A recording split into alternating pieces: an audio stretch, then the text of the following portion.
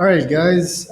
Quick video here on commercial airplanes and parachute. You might hear some noise in the background because there's guys working on my roof. They're actually like lifting up tiles, and it's kind of funny looking at that. But all right. So, have you been on a plane lately? Have you wondered or considered that if something breaks on this plane, a wing because of a screw or anything, like birds entering the engine, the shit exploding. And have you considered that if that happens, the 0.001% chance of that happening, you have 100% chances of dying?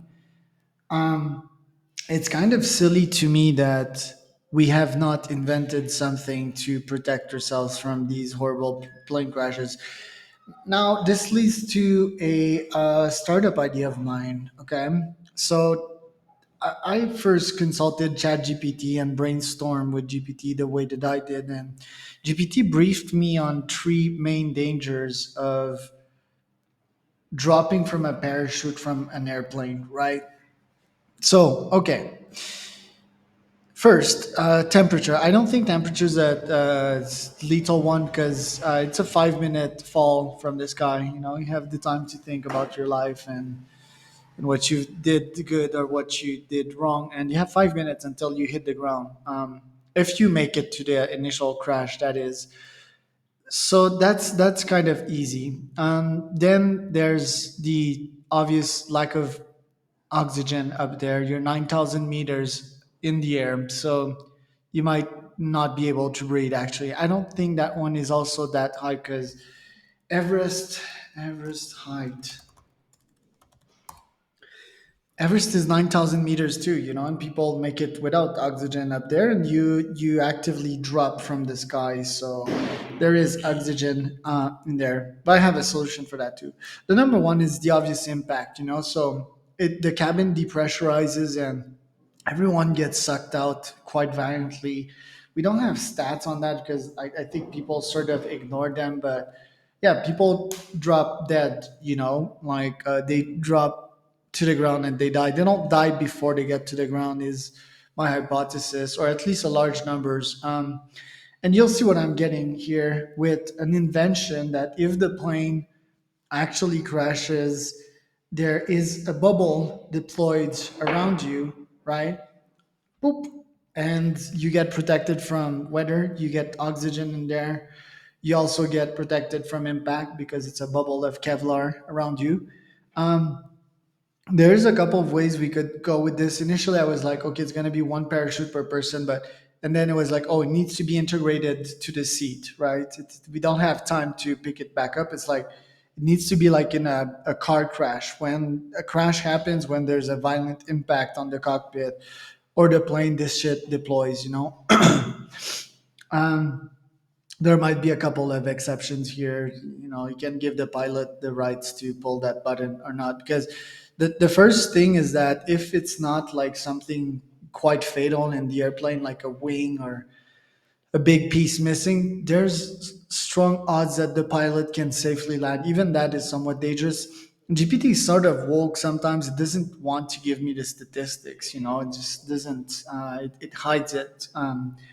As if and in case of plane crashes, it's probably because it's like woke terrorism or something like that. It's like, oh, 9/11, I need to hide this information, he could be a terrorist.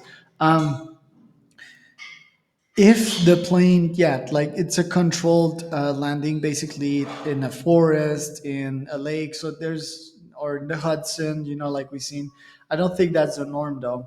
Anyway, the point is, initially I wanted to make this parachute individually for people because I asked GPT as well, why does private jets don't have that? And then it seems to be that, yeah, it's also a structural thing. Like you can't deploy a parachute inside something, right? You need to open up the plane. So, and then my brain went like, okay, it's a three-row seat, sort of. So it would need to be that. But finally, it was like, okay, there's like two gigantic rows of many seats, of three seats, right? So the parachute and the bubble should be completely intact. And obviously I think the plane, yeah, the plane needs to slide off, so there would be a slide off button. It could even be one mechanism, no need to have two, because there's two main rows in a plane. It would slide off the plane and it would be like one huge bubble protecting pretty much anyone. And then obviously this bubble could be guided to the nearest city, the safest landing grounds, right? But no one wants to do that because, yeah, capitalism, it's like that would weight a ton, that would cost a ton. Yeah. And airlines industries are not made to pay that much, because initially I was like, okay, 100K per parachute. If it's a full plane, so 100K per parachute, three rolls times 20, that's 60. That's 120 to 200 passengers per plane, right? So that would be a big order. It would be, yeah, it's 12 million plus order per plane. And how much does a Boeing? How much does a Boeing cost? Yeah, would be like a fraction of the plane, 1/20th of the plane. That's a lot, man. 418 million. Wow.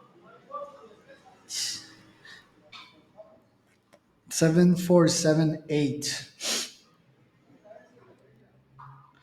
cost per hour. 300. Okay, 30K per hour. Yeah, they make good money off these because they sell the ticket off $300. Obviously, there's a bunch of other prices, but yeah, it's anyway. I was just frustrated by that, sitting in the plane, knowing that, yeah, my life is under a stranger's hands. I mean, it's like that all the time in life when you're in a taxi. We took a taxi and then the guy would drive like crazy. So I was like, oh, my chances of dying are way higher now with this crazy taxi driver. We didn't even have seat belts. Point is, startup ideas, they come out of frustration. Um, this right there has a strong potential if someone would want to start a startup for that 10 to 20 million, right, per plane. Not too shabby. And yeah, what about the marketing of that, right? Like, hey, people, you don't have to die anymore with our system, or plane comes equipped with our system. So my estimate would be that this system alone would increase the ticket price by, let's say, 10% of one company. So let's say we sell 10 million, 10%. Let's say that they sell 1,000 tickets per day, right? Um, per week, that would be 7K. Well, that would be 500 more tickets at $300 each, right? So that would be 15,000. So yeah, 500 tickets at 300, 500, yeah, 15,000 bucks. Yeah, and that 15,000 per week, yeah, that's 60K. Yeah, the math doesn't add up here. 500 tickets at 300. Yeah, that's 150K. That's what I thought. 150K. Okay, so that's a million a month. That means that in 10 months, theoretically, the system would be reimbursed. Obviously, that is super optimistic, but think about it as well. You're the CEO, and where you work at that company, you don't want to be responsible for people dying. So I'm not sure why people are still not having these mechanism, and it's no rocket science. I mean, it's really common sense. Whatever you'll tell me, if a plane crashes, there should be a big bubble. Scientifically, it's really possible. Then I mean, there would be people that would die, like just like in anything, right, from the shock, or it's like people dying from airbags, right? But I mean, there's better solutions, and lives can be saved. So what about like saving all these lives? Even if a terrorist hijacks the plane, shlook, everyone goes away, in the bubble. Anyway, these are the startup ideas that I have while I'm in my off time.